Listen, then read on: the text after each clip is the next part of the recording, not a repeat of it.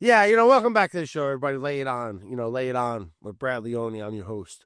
Brad Leone. And yeah, we were just chatting with the gang. We were just chatting about procrastination.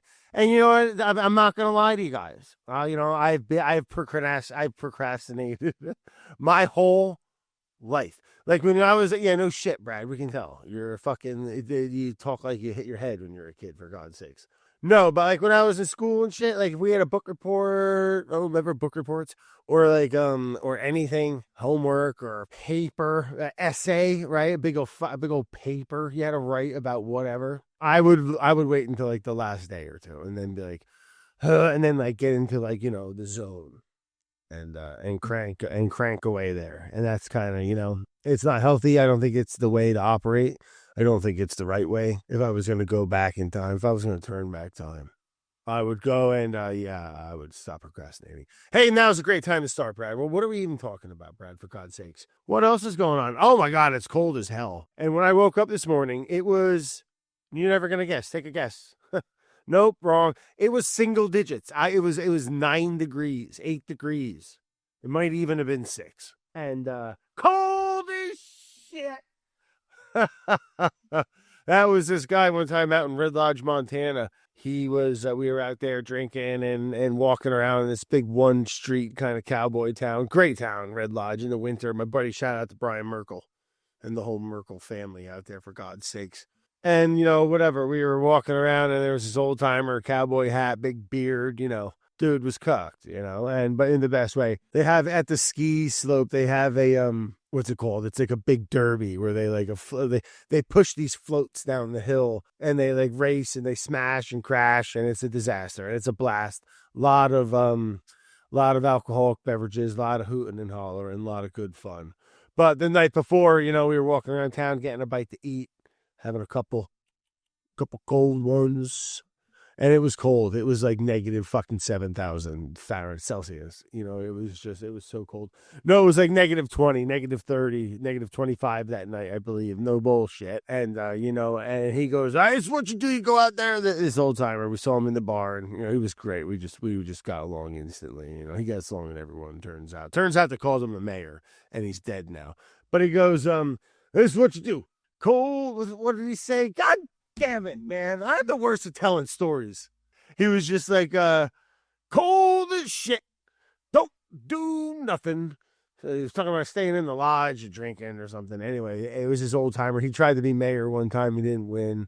And he had this like, if you're from Red Lodge, you probably know who I'm talking about, unless you're, I don't know, 15 years old or something.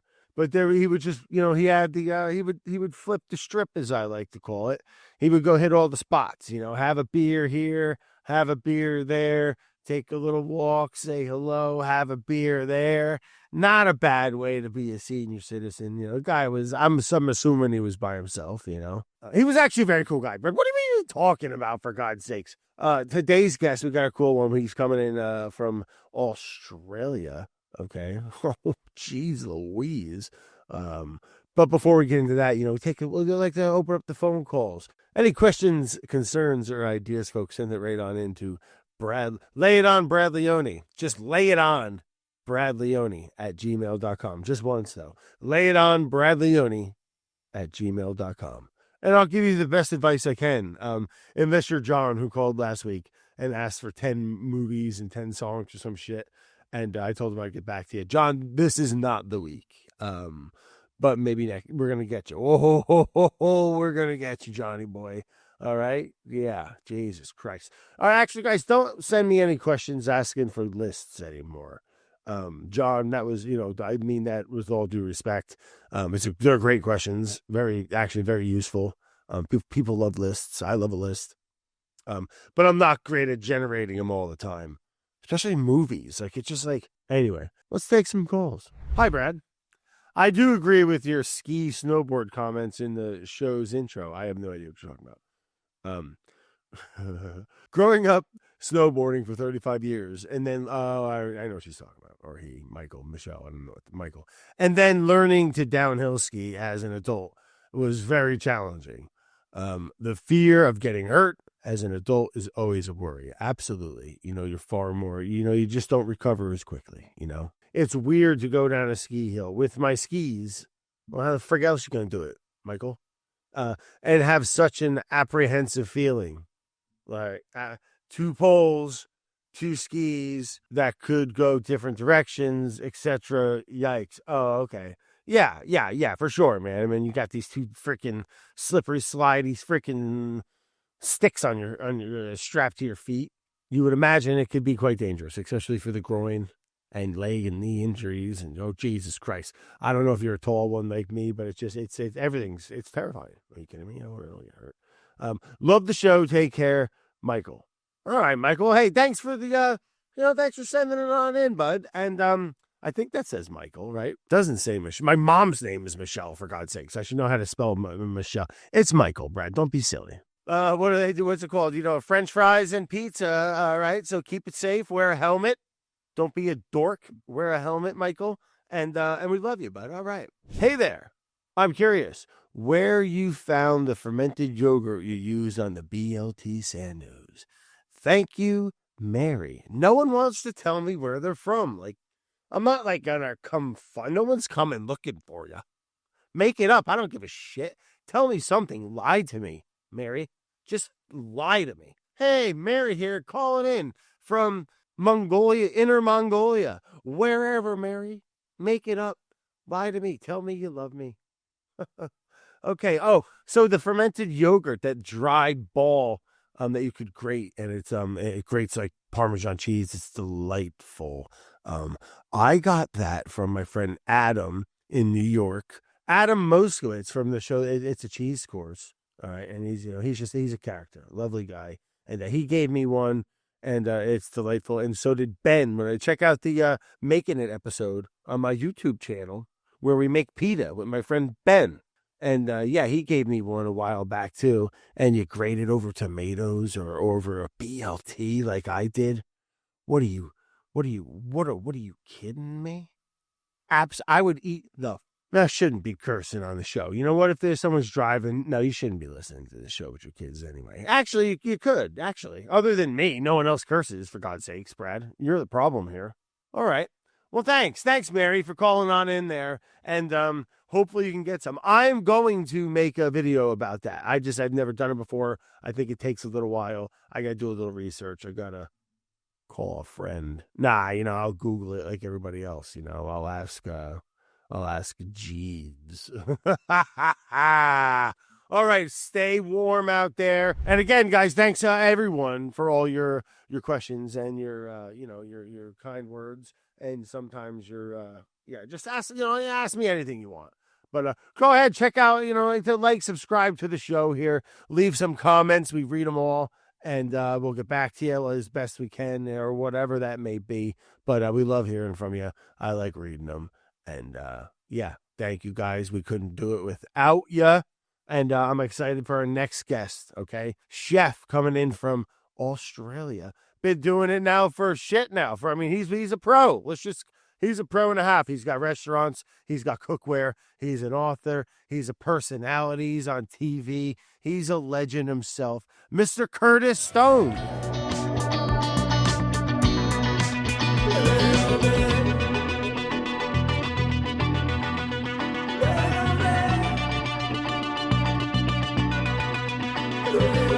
Curtis, man, welcome to the show. Thanks so much, mate. Yeah, thanks for took us a minute. We had some technical difficulties, as one does on the old on the computers these days. It can happen to anyone, man. Yeah, sorry, mate. I'm better in the kitchen than I am in the office. That's for sure. Well, luckily, I think that's a good thing for you. Well, anyway, man. Well, thanks again for coming on, Curtis. And where are you calling in from? I'm at the restaurant in LA. I'm at Gwen. Gwen, yeah. Beautiful, man. And what kind of food we serving up over there? Well, we cook everything on live fire. So, there's sort of, I always say there's 3 parts to getting a great steak on the table. You got to source incredible beef. And we have a butcher shop. So we take it pretty seriously. So when you come into the restaurant, you walk in through the butcher shop.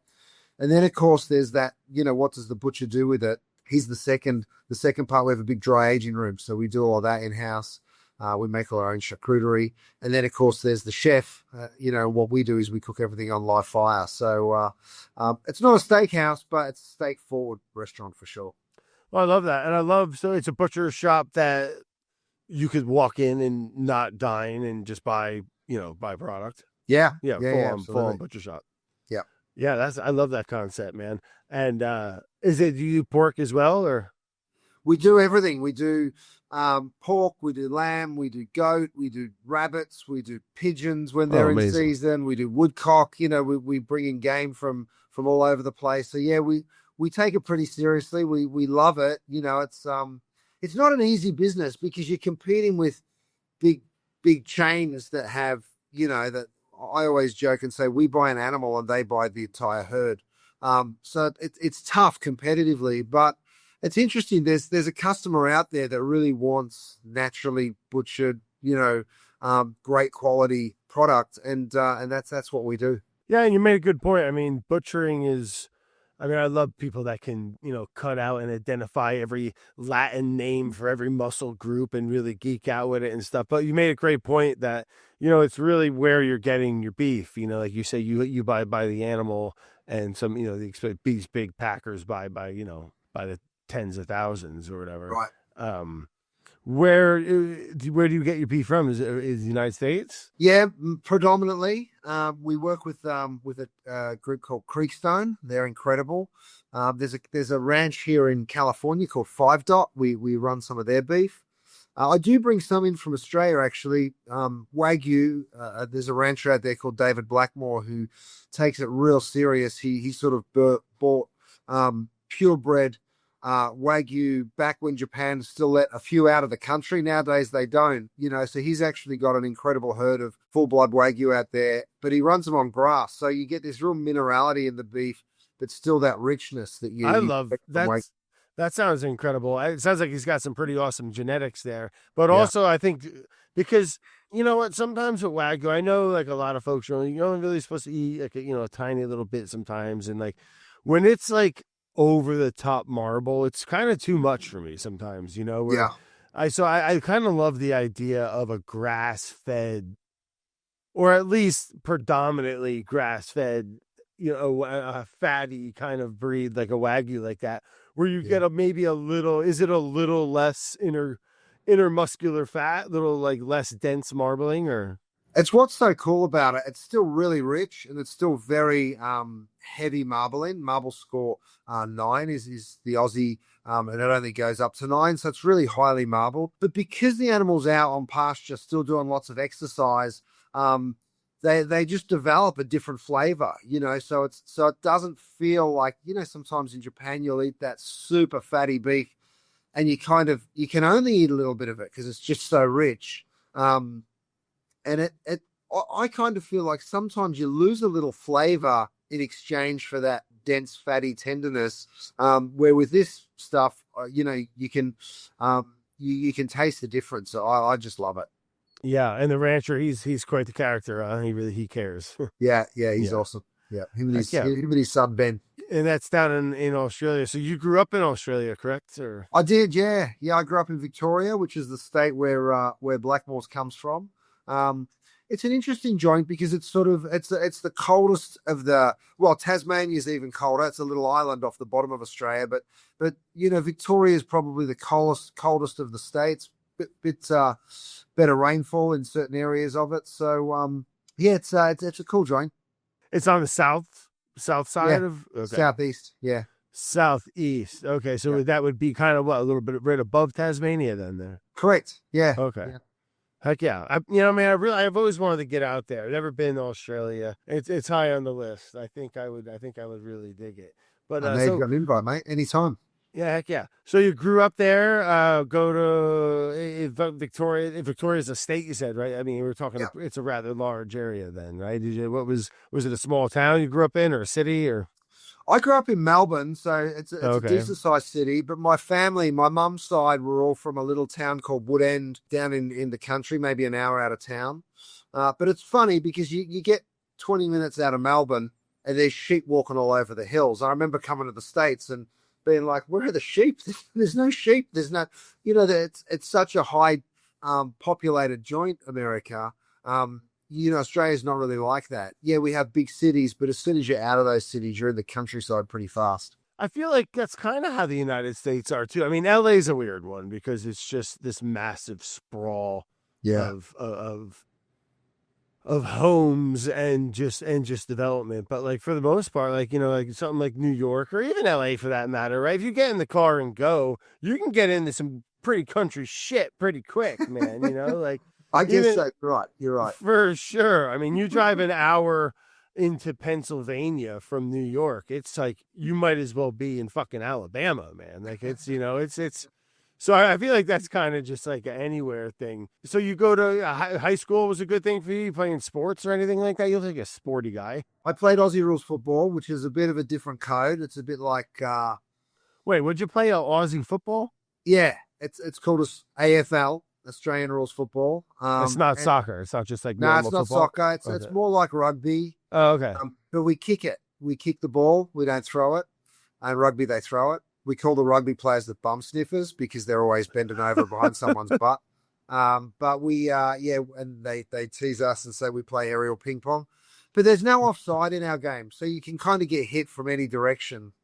Okay. We don't wear pads or helmets, so it's one of those games that you don't have a long career in. You only play it for a handful of years. People get some good hits, huh? Yeah, it's pretty tough. Christ almighty, you guys down there. You're the rugby players, and it sounds like this Australian football. It's you guys are brutal, man. You guys just built different. I love it. I love watching rugby. It's become in the past few years something that I enjoy. That I do enjoy watching. Is it pretty big? Is the Australian football is it pretty large in Australia? I mean, it's massive. Oh, it's massive. It's like a religion. Okay.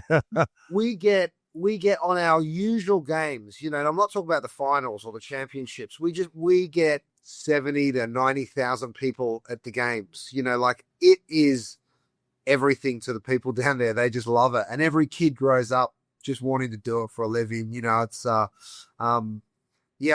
it's a great sport. It really is. Oh, I love that. Yeah, heck yeah. Oh, so the fans, it's a whole culture. It's it's people, they live for it. Yeah. Kind of like American football, I guess, right? People just they get real tribal with it, man. Right. That was like my dad, he was a New York Giants fan growing up. He still is. I mean, he's still alive. But he would like fly a flag out on Sunday. That's when, when they play, he would fly a Giants flag out. And like in the fourth quarter, which happened often if they're losing and they blew the game, he'd get all pissed off and he'd take the flag down and ruined my night. And it's like, Jesus Christ, man, relax. It's just a goddamn football game. It's awesome. There's something really special about that. You mentioned tribal, and it is. It's like a territorial kind of a thing that happens with sports. It's funny. I've always thought about it like it stood me in real good stead. I worked in really tough restaurants when I was a kid. And to me, it was just playing sport. I'd spent many years with that white line fever attitude of like your mates in the locker room, and the second you step out onto the pitch, you want to take someone's head off, and then at the end of the game, sorry goes, and you buy the guy a beer. And it felt like that to me working in kitchens. So I don't know. I think you get a lot out of sports if you really get into them.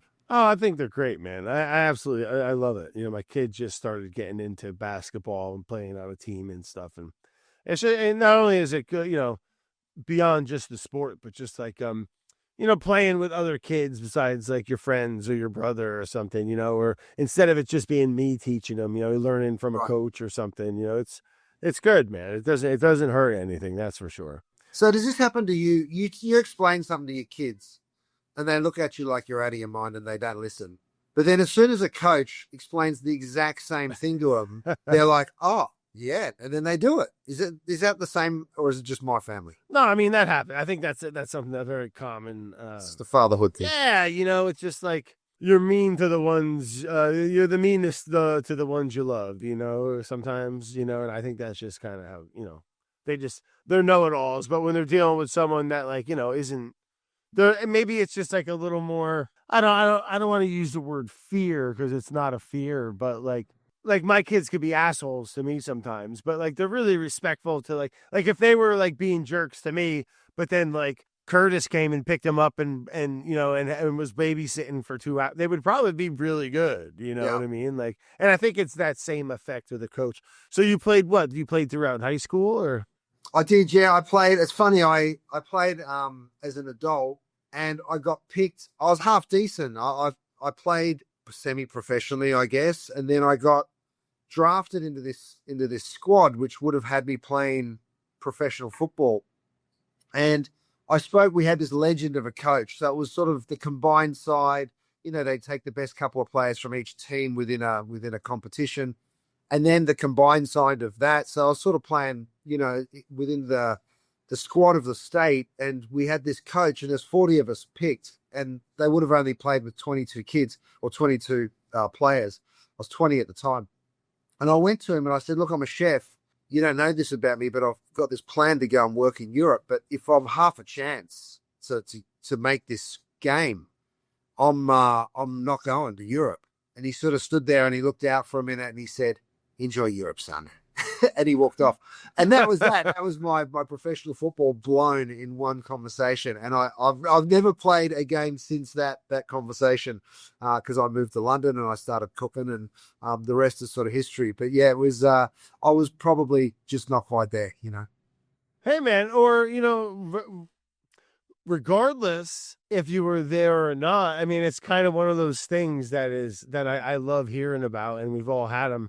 It's like those pivotal moments, right? Like things could have been probably very different even if you did go and play. And I mean, who knows? It could have been amazing, or it could have been very life changing in a not a great way too. Blew your leg out in the first season or something, and yeah, I don't fucking know, but like it's one of those big forks in the road there. But you're cooking during that, or is that what you said? Well, I'd done my apprenticeship, and I was working while I was playing Aussie Rules. I decided to move to London, and had I not gone, my whole career would have been different, right? Because it's that one break you get. I went to work for this genius, and ended up cooking in some of the great restaurants of the world, and it sort of that paved my career in one direction. And you're right, if I had stuck around and tried to become an Aussie Rules footballer, I wouldn't have made it, and I probably would have had a very different career trajectory. So yeah, lucky that I got sent off to Europe. Yeah, enjoy Europe, man. I love that. That's a great story. So you start your cooking out you mentioned out in London, and was you moved out there Yeah, I moved to the UK. I got given by a yourself? copy. Yeah, on my own. I had a mate who was going for the World Cup in Europe, so he was sort of doing some backpacking and traveling around. So I tagged along with him for the first couple of months. And then I got to Europe because that's what we do in Australia. We're so far from the rest of the world. We save and then we go on this epic trip, and it's sort of our one big big world exploration. That's why there's so many of us wandering around the world.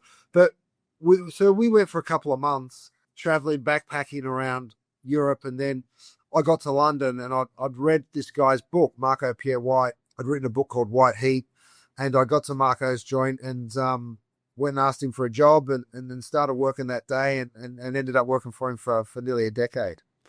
That's amazing. Yeah, and what a cool chef to be able to go to work under. It was a good experience for you. Yeah, it was incredible. It was incredible. I mean, it was tough, but it was a lot of fun. Sure. And how old are you at that time? 20s? Yeah, 21. Yeah. Yeah, still a baby. And so he was cooking, he was cranking along in there. Yeah. I started at his 3 Michelin-starred restaurant, and oh god, then went to a joint called the Cafe Royal and worked there for a little while. And then went to the Mirabelle, another place he had in Mayfair. And it ended up at Quo Vadis, a joint he had in Soho, and that's where I spent most of my time. And I started as a commie. I didn't know much compared to the guys that were in the kitchen when I first got there, but just sort of clawed my way up the hierarchy in his business. And he was a pretty chilled dude in many ways, but super intense about his food. But he was a rule breaker, so he didn't really care how old you were or how classically trained you were or who you'd worked for before. He just cared that you could do it, Right. So, and that was pretty cool. Yeah, for sure. What got you into cooking? Were your folks into cooking, or is that just something? No, I mean, Gwen, my granny, that's who my restaurant's named after. She was sort of a country baker, I guess, is the best way to describe her. And my mum was a single mum, so I spent a fair bit of time with my grannies, both Maud and Gwen. So they probably got me interested in it in some way, because I watched them bake and cook. They're very different, my grannies. One was from rural Australia, and you'd go up to her place, and it was a pretty basic experience. I think my mum got electricity in their farmhouse for the first time when she was 15 years old. Wow. So imagine living for your first 15 years of life with no electricity. It's almost, I tell my kids that, and I don't think they really believe me, but I'm like, she's still alive, my mum, and I still talk to her about it. And it's, she used to walk around with a little kerosene lantern to get to her bed at night because there was no electricity in the house and no hot water apart from the live fire that was burning in the kitchen, which was also their, the way they cooked. So, when I go and visit my granny, my nan, it felt very, very different than the experience I was having living in the city. So I loved it. Yeah, I bet. Kind of why I cook on live fire now. It's feels primitive, but it's only a generation or two ago in some parts of the world. Oh yeah, not that long ago at all. Exactly. And it is. I mean, I think it's there is that deep, I think very universal human draw to fire and food, and especially cooking over a fire, right? I mean, like we've been doing it for way longer than we had induction burners, you know what I mean? Like as a, for hundreds, for thousands, it depends who you talk to, but for a very long time, people have been making food over fire, and I love it, man. I mean, it's a little more work, right? But like, there's something really great about to doing something that we have to work for it a little bit, right? Where it's not just the most convenient thing, but cooking over, you can't beat hot coals like that. So, you got a big, like open kind of hearth type of deal, or what's the kitchen like over there? Yeah, we've got a big pit, so we can cook a whole animal on that, or we can stick a rotisserie over it, or we can use it to smoke things during the day. We've built a big frame over the top of it, so we'll sort of smoke bigger pieces of meat slower, and then we'll use it a little bit during service, but more often it's active during the day. And then we've got a bracero, which is a little basket that burns wood that we then rake those coals under a grill. So it's an indirect grill. We've got a josper, so we cook in charcoal, burn in ovens. So, a few different fires that burn throughout the night. And I think that's one of the good things about bringing young cooks in is you sort of teaching them something totally different. They're learning that part-time fire management, part-time chef sort of attitude towards things. And you can't sort of cut corners with it, which I love.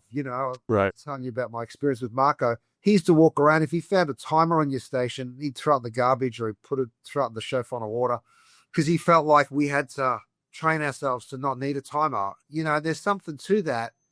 The more you are responsible, the more you have to sort of plan things out and be super organized, the better cook you become, So it's, I love watching young guys come in here for the first time because it's like they're starting from the beginning. Yeah, I think one of the biggest thing that folks that I hear people struggle with cooking is, especially like when you're doing a dinner or something, having cooking for other people and stuff, is the timing of things. It really freaks people out. It gives some people like a lot of anxiety about cooking, and it just, to your point before, it's kind of, and I agree with Marco there, is that like building up that intuition, because a lot of things give a lot of alarms or timers naturally, like smells and sounds and I think that when you can cook that way, I think it is a better thing. Yeah, you're right. Like,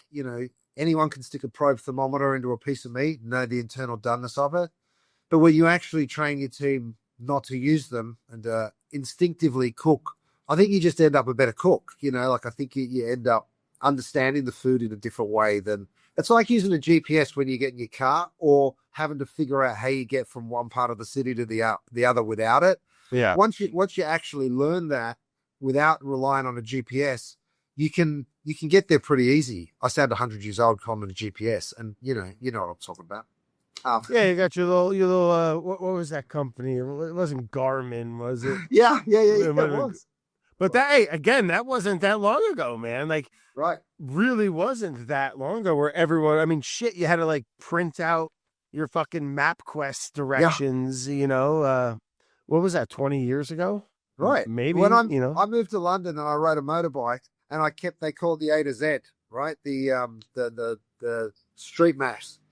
I had that book in the seat of my motorbike. So every time I'd pull up at the light, I'd literally open my seat, get my book out, and I'd be mapping it out in my head. And I still know my way around that city really well. I've lived in LA nearly 20 years. I'm constantly lost because I just punch the address in and it takes me there, well, Google Maps and stuff, you don't retain shit.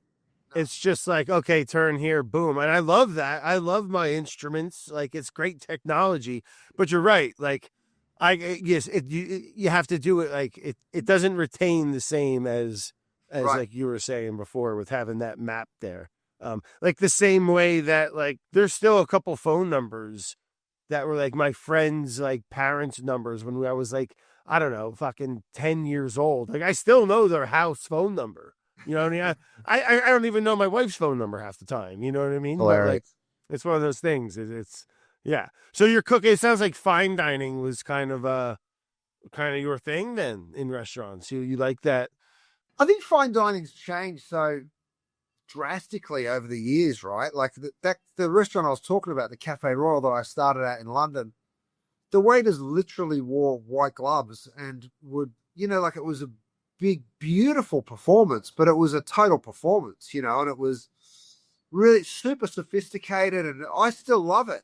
But once in a blue moon, I don't ever want to have that super formal experience regularly. So I think what's really cool about the way the restaurant business has moved is you can still eat food that refined and that intricate, but not with all the pomp and circumstance around it, and we try and do, I say it's fine dining without all the fluff, like we still put a bunch of detail into the food and we make you eat it and go, holy shit, that's amazing. How'd they do that? That's something that we really want. G'day, mate. It's something really different than what we consider fine dining was a decade or so ago, So I think that the detail has to be there, but you want people to feel comfortable. We're in LA. I want people to feel casual enough. They want to wear runners to the restaurant, come in runners. No one would ever have done that in one of those restaurants I worked at. Sure. Yeah, I'm with you, man. And like, obviously, yes, the food's got to be delicious and beautiful.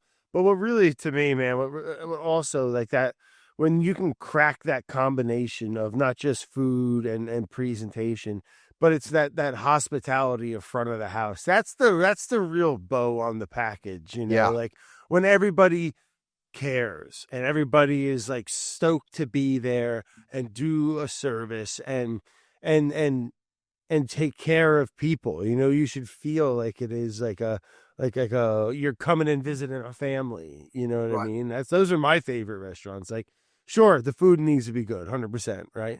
But like also like when there's, because we all know restaurants. So I've got where you go in and like the food's great, but like maybe the service, it kind of changes the whole experience. Yeah, it does. It does. It's funny. There's been this complete de-skilling of our industry, especially on the front of house. And I think when you think about hospitality, it's easy just to. A lot of people don't want to say they're waiters. That they're servers. It's almost.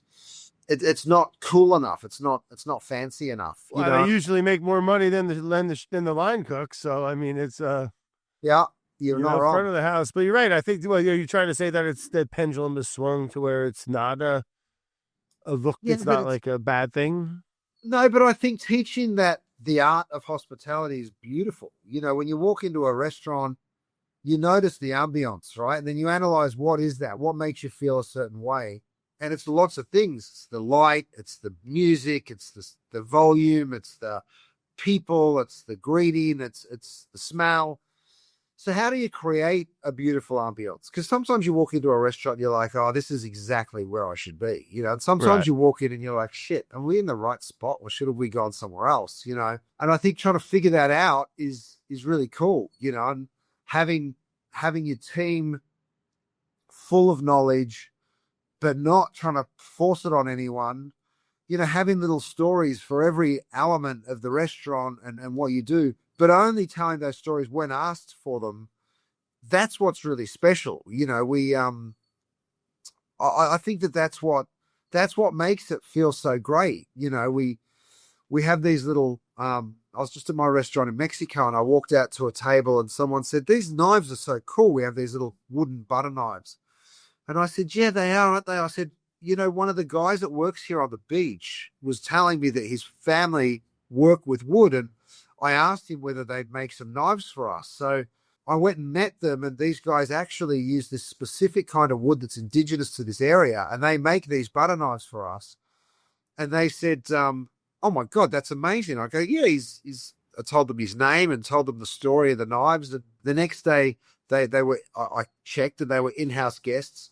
So I got a couple of those little butter knives, and I planted them in their room as a little thank you for dining with us. And they came back and saw me, and they were just so blown away by it, And it's just having the story in your back pocket, and it's knowing when to use it, and it's knowing when to let your guests just have fun and not bombard them trying to put on a show. It's Right. I think hospitality can be a beautiful, beautiful thing when you get it right. Oh, 100%. It's why I love a good hotel. It's why we love a good restaurant. When people, it's nice. And there's that little move there with the butter knives. I mean, those people haven't forgotten that story either. You know what I mean? Like, you got them forever.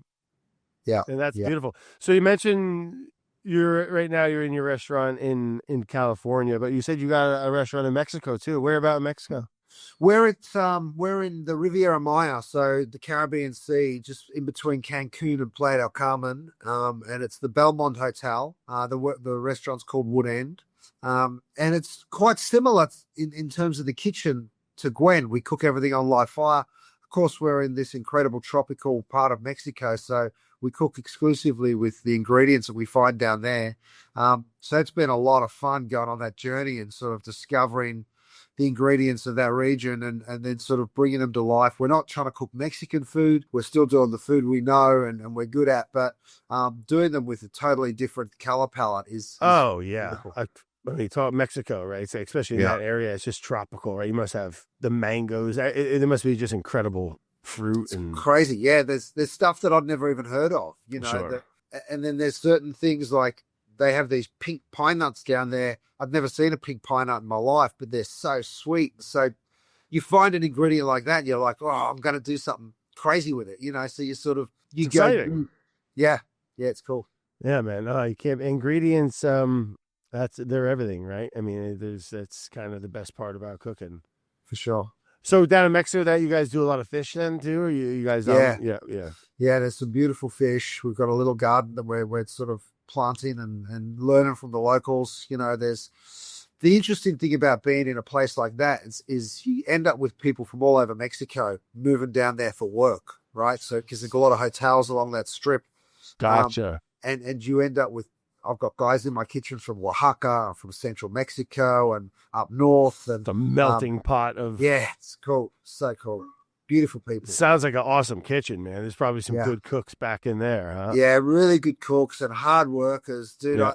I'm a boxing fan and I've always admired Mexican fighters because they just have that press forward no matter what mentality, that fighting spirit, and you see it. It's so alive and well in their work ethic. They love learning and they're kind people.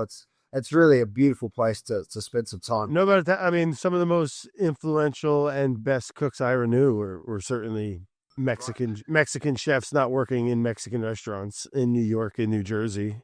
So yeah, man. So you have two. How many restaurants do you have, Curtis? We've got two here in LA, one in Mexico. And I'm thinking of opening something in Australia. I'd love to do that. I've never done it, but we've got an event business back there, so I've already got a pretty good sized team back there, and I would love to do it, but we'll see. I never wanted to have 100 restaurants. I just wanted to, focus on really good ones that I can put my heart and soul into. But do a couple well, kind of how I would like how I vision menus. If I ever were to open a restaurant or something like that, it's like don't throw the diner menu. I don't want 55,000 things. I do 15 things, do them really well. I don't even want to, I don't even want to think. Just get, you know what I mean? Just like, let me pick these little list of things. I like that. That's the best way to do it. It's always, the more focused you are, the narrower that focus is, it's always a better result for sure. You know, how I make, and as a restaurant, how much more overhead, you know, like when you have all these different things and all that, just do 10 of them, get the best shit you can get and do it the best you can. Yeah, absolutely.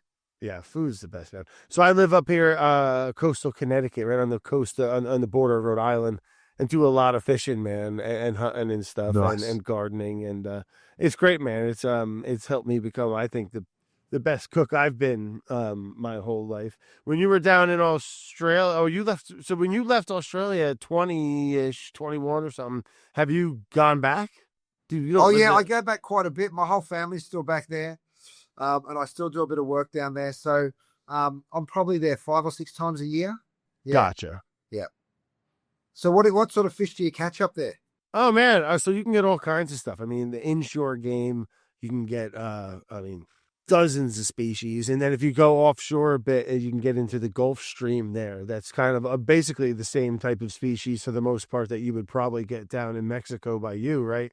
Where you get these pelagic fish that come up, tuna, you know, wahoo, tilefish, you know, you name it, man. It goes ripping up. Anything that travels from New England down to Florida and the Caribbean's there. You know, you So go nice. mahi and stuff. But inshore is kind of my game. That offshore stuff it's another animal. It's another pay grade of everything from knowledge to boat to but I love it, man. I do dabble a little bit of spearfishing and stuff, and yeah, it's just the best. And then you mentioned, I kind of geek out too. You mentioned you got a nice little, a dry aging room and the butchery. It's become a real a passion of mine as well, where you can kind of really just control the process from the slaughtering and the butchery, and just that's where people, I feel like, really get bad experiences from things. I loved how you said you were getting some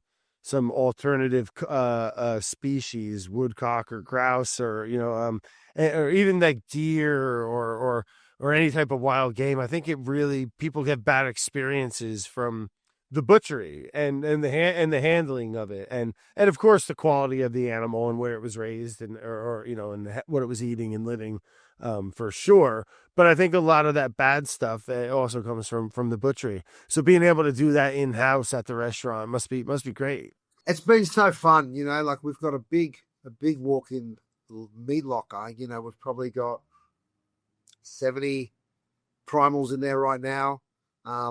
Whole pigs, whole lamb, and then we have a whole dry cure room as well. So we make everything from salamis and culatellos to prosciutto, you name it. We cure. We do this beautiful bresaola out of Wagyu beef. We do lamb charcuterie as well. So yeah, all sorts, mate. It's been, to be honest, all of my businesses come from me just wanting to do something or wanting to learn something. And the first time I started curing meat, my wife went away for a few days, and we had a bathroom that no one ever went into down the end of the house. And I had a plumber come in and take out the sinks and the toilets, and I boarded it all over, and I turned it into a charcuterie room. Sounds disgusting now, I'm thinking of it, but no, it doesn't. It's a brilliant idea, actually. Rip all that shit out, wrap it in wood, and you got a whole little curing hanging room there. That's right. I put a SalaPro in it so I could control the temperature and the humidity. Brilliant. And I just started messing around with it. And one day she walked down there, and it was just like, thousands of dollars worth of meat hanging.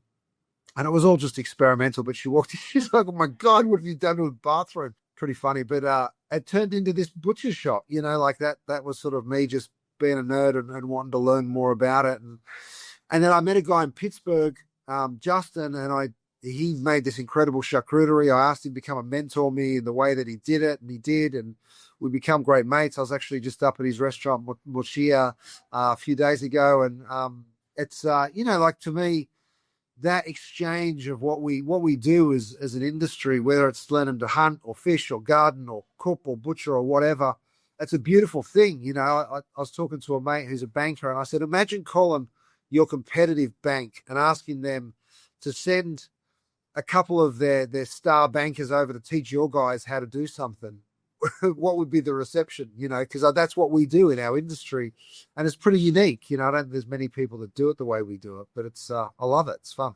Yeah, food's a beautiful thing like that, right? I mean, yeah, especially something like a great example, charcuterie, right? Like, it's nothing new here. You know what I mean? Like, sure, you could do some tweaks or do this, but we're talking very old world food, and it's the best. Charcuterie is the best, man. It's one of my. I love it. I've dabbled a little bit, but I know some friends that make it really well. In New Jersey and out in Oregon, and it's just it's when it's done right, it's just special, right? Like, so good. Yeah. God. So those projects in the bathroom down there, were they overall successful? That mixed bag. A lot of them weren't. A lot of them you sort of, and also you're the only one eating it, but it's a pretty crazy experience when you think about it. You're taking a chunk of pork and then you put some salt on it, maybe a few other aromatics or whatever, and then you keep it in not refrigeration, but somewhere between room temperature and refrigeration. And you change the humidity a bit, and 9 months later you slice it thinly and think you're not going to get sick. It's difficult to explain to the health department how you want to do that. Some of the stuff, especially in the early days, really didn't work out. Right. It's also a really patient process, because if you decide you're going to change the cure mix on your prosciutto, you got to wait a year before you slice it and decide, oh yeah, no, that was way too much black pepper. So it takes time to get really good at it. So you need to be super methodical. You need to record everything really well, because you can't remember what you did 9 months ago unless you wrote it down. You got it. With stuff like that, right? You got to be like a little freaking scientist these days, because it's one thing to just do it, but you got to be able to do it again. You know what I mean? And like, I mean, I don't have to tell you, right? I mean, that's kind of the name of the game at a restaurant. Consistency is pretty crucial. Exactly. Yeah. Well, listen, if I ever make it up there to Connecticut, that's where you are? Yeah, Connecticut. Yep, right on the border of Rhode Island there, right on the coast. Dude, I would love to get out on the water with you and do some fishing. Tell you what, man, open invitation. That would be a blast, man. Go out this spring, or go out chase some stripers. That'd be a blast, man. It's goody, and I have a walk-in fridge over here, and I hang them in there, and I clean them on the boat. Never touch fresh water, and scale them, clean them on the boat, and then hang them for a few days, and just like, man, magic happens. It's so good. So cool. Yeah, it's the best, bud. So yeah, you were mentioning maybe one day opening up, or potentially the idea of maybe opening up a spot in Australia one day. Yeah, I'd love to. I get asked that question every time I go back there. When are you going to open a restaurant here? And I really genuinely would love to. It's hard to put your head around it when you're sort of still so deep in the weeds, which I think you probably are forever. Right. I'm always in the weeds. Right, sure. I kind of like it that way, bizarrely. Yeah, it's always crazy idea to start another restaurant. Yeah, you kind of like, oh, sure, when would I do that? Right. But I would really love to open a place back there, because for the same reasons that I've had so much fun in Mexico. Incredible people, great talent down there. I've had a lot of great Aussie chefs that have worked for me here in Los Angeles that have moved back that I'd want to hire again, and cook with again. And also phenomenal ingredients. We have indigenous ingredients that both animals, seeds, plants, leaves, you name it. There's stuff that you just don't find anywhere else on the planet. Yeah, pretty unique spot. Yeah. How you been liking, speaking of unique spots, how long you been living out in LA? I've been here for 18 years. Oh, wow. Yeah. Long time. Loving it? You know what? LA is one of those cities that you fall in love with, and then you hate it, then you fall back in love with it, and then you despise the joint, and I just live in that place, Right. I'm constantly complaining about things, and then there's things that you just can't beat this place, so it really is. And I think that's what makes it so beautiful. It's what it attracts people from all over the place. A lot of people come here and absolutely hate the joint, and a lot of people just fall in love with it, so it's got a bit of everything, LA. Yeah, I mean, I think you nailed it, man. It's got a bit of everything, and the weather doesn't suck, that's for sure. Yeah. You make it out to New York much or spend much time in New York? Yeah, I love that city. I love the whole state. It's a beautiful place. It's rich in so many ways. And New York's the complete opposite to LA in many ways, right? Like it's a real city, and you always feel like your next adventure's just around that corner, which keeps you just walking. And I do more walking in New York than anywhere. There's Because you always can, yeah. I mean, it's yeah, especially Manhattan. I mean, it's kind of built for it, right? yeah, Like the yeah, whole grid and just being not very large, but also pretty large. right. Yeah, it's the best, man. Yeah, it's cool. Cool, Joe. Yeah, so you got a service tonight then? Or how long you guys open over at 7 days a week or no? What are we doing over there? We're open 6 nights, only dinner. And I tell you, mate, it is cranking. We are so busy, and I know that the industry's gone through a really tough time, and I get it. It's been really hard, it has. But we're fortunate that we have incredible team members. There's no shortage of great people, and we're super busy. And the two things that I constantly hear from people are you can't hire good people, and no one wants to go to restaurants anymore. And I'm like, I don't want to jinx us, because touch wood, you never know with this industry. And I've ridden lots of highs and fought through lots of lows in this business. But right now, things are just happening for us, and we're super grateful for it. And we love our guests, and we try and do the right thing by them. And I love the team that we cook with and get to serve with. And yeah, it's a lot of fun. Yeah, sounds it, man. Next time I'm out in LA, man, I'll have to come have a meal, man. I could get some dinner because it sounds right up my alley. No, you'd love it. Yeah, heck yeah. Anything? What else you got going on? Anything else you want to shout out or talk about? Any cool projects? I mean, it sounds like you got you pretty deep in being busy with the restaurants now. And yeah, it's funny, I've done a lot of TV shows over my career, and all sorts, from hosting competitions to doing travel shows and all sorts of stuff. But it's interesting what's happened with that TV landscape, because no one's making TV anymore, like it's just totally changed compared with what it was. So everything's sort of moved to digital, and I kind of love it, because you get to publish whatever you want, so I've started a YouTube channel, and I'm doing all sorts of videos, some super in-depth and nerdy chef stuff, and other things that are real easy for home cooks to throw dinner together. And I'm really enjoying it, because we're sort of producing it ourselves. You're totally in control of the content. You're not having to think about advertisers or demographics or whatever. You just do what you love. And I love that that's the new place to be, social media and YouTube. And so I'm really enjoying doing that. But I'm deep in the restaurants. I absolutely love doing this stuff, and I love creating recipes for people to cook at home. And I like doing stuff in the nerdy space in the restaurant world as well. Yeah, man. Well, you're doing a good job at it, man. And again, thank you for coming on, Curtis. And before I forget, dude, I always like to ask a few questions to folks. Favorite Australian football team? What do you call it? Australian football? Yeah. You were calling it something else though. You were saying like Aussie Rollers or something. Aussie Rules. Aussie Rules. The Australian Rules Football. Yeah. Okay. You got a favorite team or what club or what do they call them? The Geelong Cats. Geelong's where they're from, and the Cats are that's who we are. They're class, huh? Oh yeah, the best.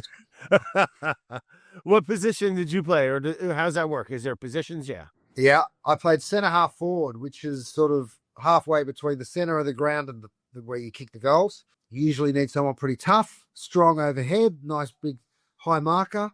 Yeah, Curtis, you look like I could hit you with a fucking 2x4 and you would like chuckle at me. It's a fun game. Are you a big fella, Curtis? Yeah, I'm 6'4". All right. Oh, I'm 6'4" too, but I feel like you might be a little stockier. I don't know. Either way. Chess or checkers, Curtis? Chess. Yeah. Knew I liked you. You got a favorite cheese? Ooh, I've got so many. I mean, I probably cook with Gruyere more than anything else. Oh, it's delightful, isn't it? Those French farmhouse cheeses, dude. I could talk to you for an hour. God, a good like a little funky Alpine cheese or something. It's the best. I know. Favorites are the worst. Shit question. Gruyere is phenomenal though, right? There's just something. It's got a man. I want to eat some right now, to be honest. You a coffee guy, Curtis? Oh yeah, look, I'm sitting here. I just made myself one. All right, here we go. Perfect. You putting dairy in there? You a cream? What's your coffee? Maybe that's the question. You know what? I've started drinking almond milk in my coffee. Oh, why would you do that? Well, you know what? I sort of, my wife was doing it. So every now and then I'd just make two because I couldn't be bothered frothing two different milks. And then I kind of got used to it. So I thought I'll drink it for a while. And now when I go back to normal milk, I don't know. I think I prefer almond milk, but maybe it's just what you get used to. Your palate changed. You got used to it. Yeah. I'm a half and half guy. If you're going to froth it, maybe some whole milk. I think that might like steam better. But yeah. I love it. Okay, yeah. So you put in a little almond milk. All right. Little wild card. Didn't see that coming, but California. 18 years in LA, but I'm not surprised. You know, they'll get you with that. Last one. All right. The show's over, Curtis. The gig's up. Okay. What's your last meal? Final meal for Curtis? Oh shit. I'd probably go super decadent. You know, I'll probably go all in foie gras, truffles, all the stuff that we're not supposed to eat anymore. And I'll just be like, you know what? Bring it to me. Die from gout before they kill you. Yeah. I do love homemade pasta, truffles. Yeah. But then, you know, I could be swayed. I love crab's probably my favorite ingredient to cook with. And I love spice. So like some of those Southeast Asian curries with crab. No, I'd go the foie gras and truffles. Yeah. Really? Oh, you kind of had me going there with the crab and the curry. Like a giant, give me like 45 king crab or something. Yeah. Or no, give me but I know this is, you were supposed to answer this question, not me. But like, give me like 17 or however many different varieties of crabs, like a crab buffet, chili, steamed. Give me a bunch of different ways. That sounds pretty good too, huh? Dude, I like it. I'll die with you. Let's do it together. All right. Well, thank you, Curtis, man. Hey, good chatting with you, bud. And if maybe next time I'm out in LA, hopefully I'll see you in the kitchen. Please do, mate. Please do. This episode was produced by Brad Leone and Carolyn Gagnon in partnership with Studio 71. It was edited by Kate Brunotz with music by Harrison Metzel.